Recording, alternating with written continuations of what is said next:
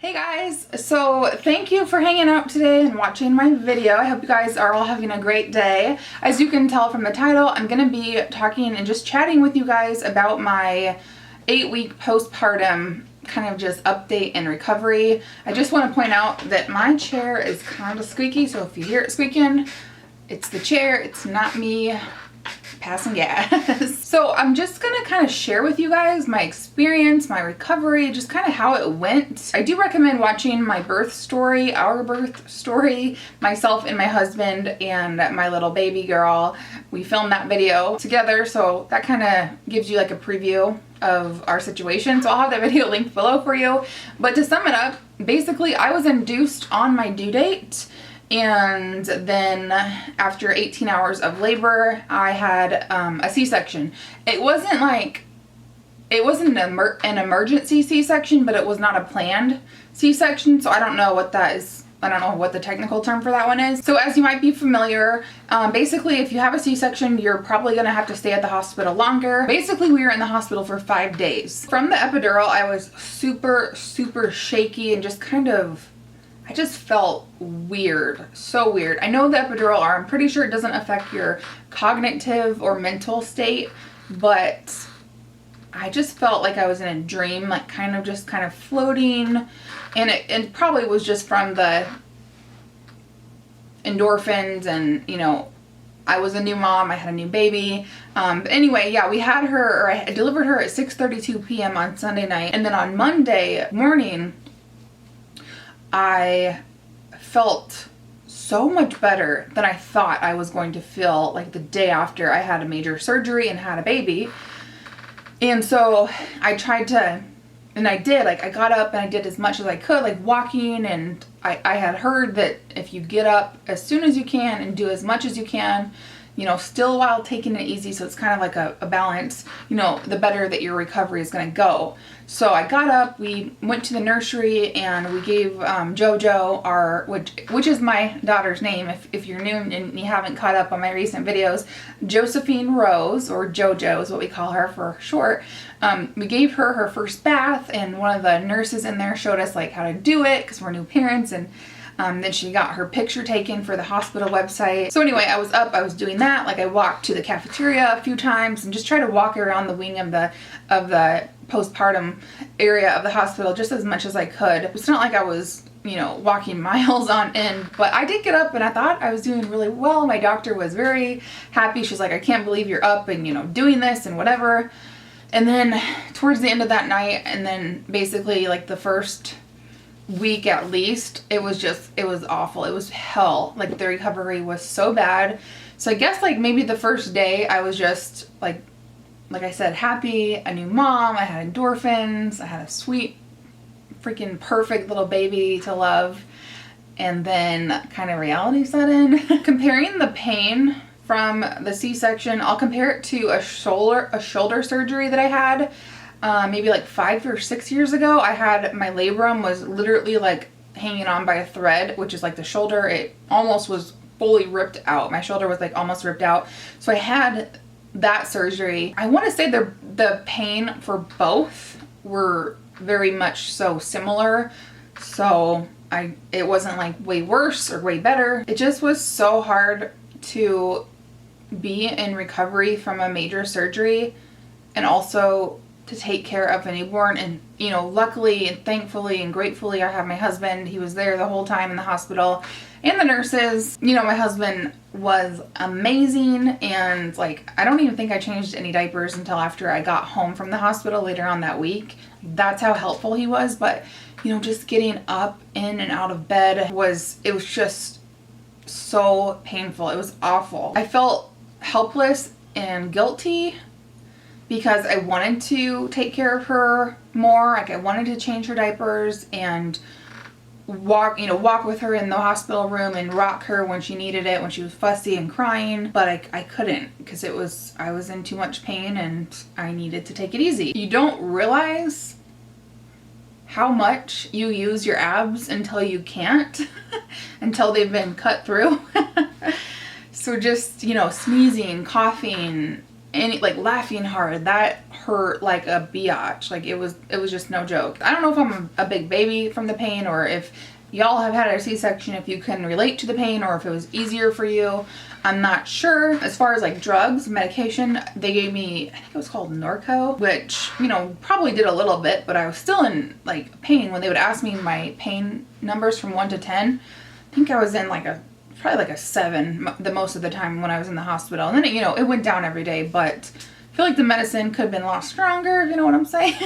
There was just a lot of different emotions, physical changes, physical pain, emotional changes. I want to say maybe a day after I got home from the hospital, the baby blues hit me so hard.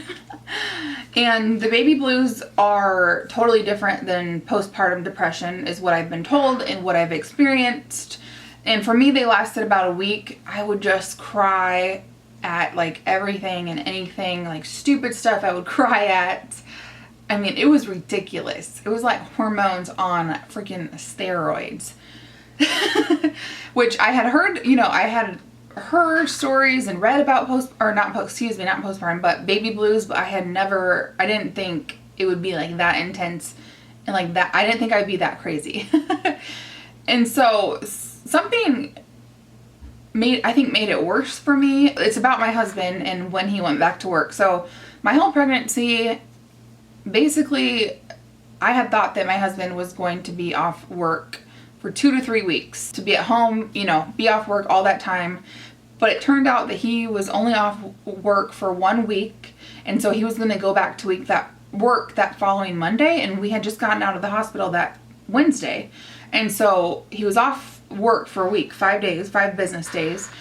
But 3 of those days we were in the hospital. So we were only at home for Thursday, Friday, Saturday, Sunday, and then he went back to work on Monday. And like, I totally understand why he had to go back to work so soon. Basically, he just works at a small office and he's vitally needed. But I was not prepared. Like, I thought that he was going to be at home with me for at least 2 full weeks. So I was devastated. I was scared. I was scared shitless to be there for the baby by myself. Like, I was so scared. I was still recovering, major surgery, so much pain, and I just needed him for like physical and like mental and emotional support. And he went back to work so soon. I think it would have been different if I would have been prepared, if I would have known that he was going back to work so soon. But it was very emotional, and it was very, very hard for me. I'm very thankful that he even had like the week off that he did have off to be with me in the hospital. So my baby blues intensified even more so when I discovered that he was going back to work so soon, and I was just a mess. Like, I would cry all the time. I was mad. Like, I hate to say this because I love him, and like I said, I totally understand like the rational part of me, but baby blues make you irrational and freaking crazy. I was mad at him for having to go back to work, which is so stupid because, you know, he supports our family and is amazing, and obviously he wouldn't just go to work just so he could get away from me and the baby. Like, it's not like that. Like, I totally understand in my right, rational mind, but I was pissed at him and I like resented him. The baby blues really hit me hard, and I was like a sobbing mess for a good solid week. So anyway, my husband went back to work. It turns out I can do it by myself. It's just really hard. It was a lot easier than I thought. It wasn't easy, but it was a lot less traumatizing being alone with the baby all day, more so than I thought it would be. I guess I could say that. In addition to having pain from recovering from major surgery, I had TMI here, but I had the worst gas pains ever. So I highly recommend talking to your doctor first, but you know, getting some like Gas X,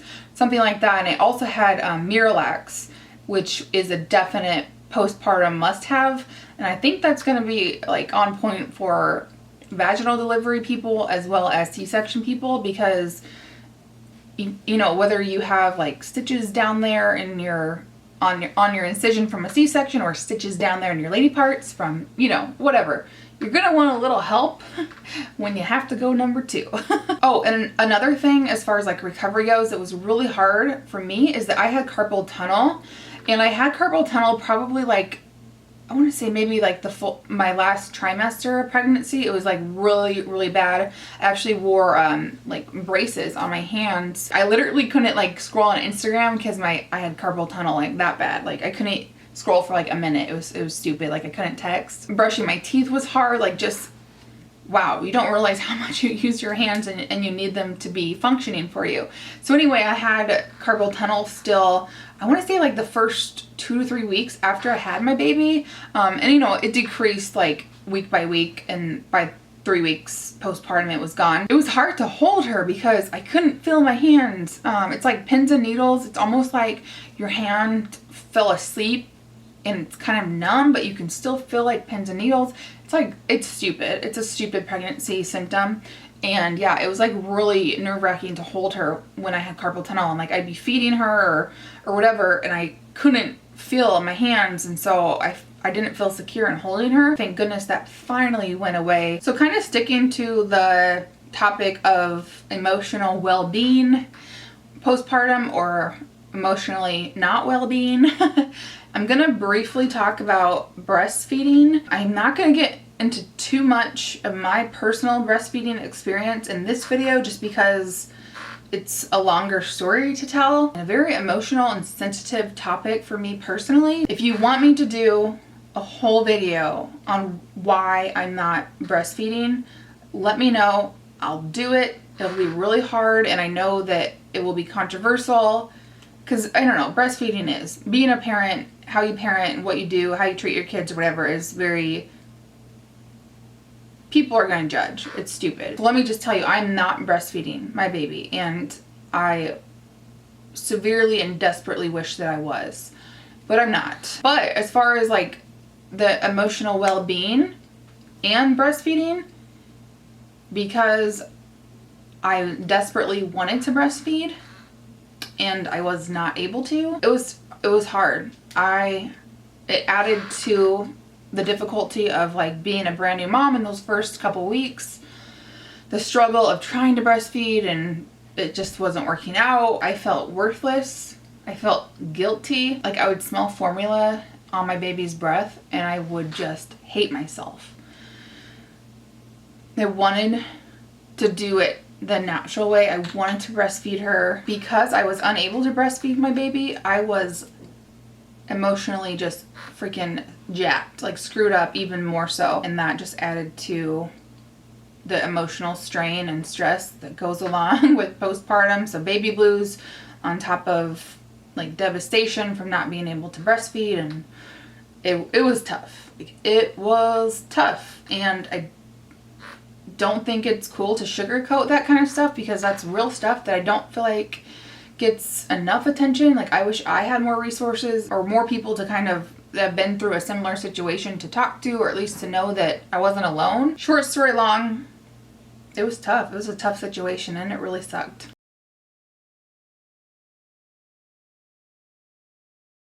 Thank you so much for watching, taking the time. I hope it was helpful. I hope you picked up a tip or trick or learned something. I don't know. If you have any like experience of your own as far as like anything related to this video, leave them in the comments. We can all play off each other. Let's all, you know, come together and help each other out. That's what it's all about. It's why I make these videos. Thank you guys so very much for your time and watching, and I'll see you guys later. Bye.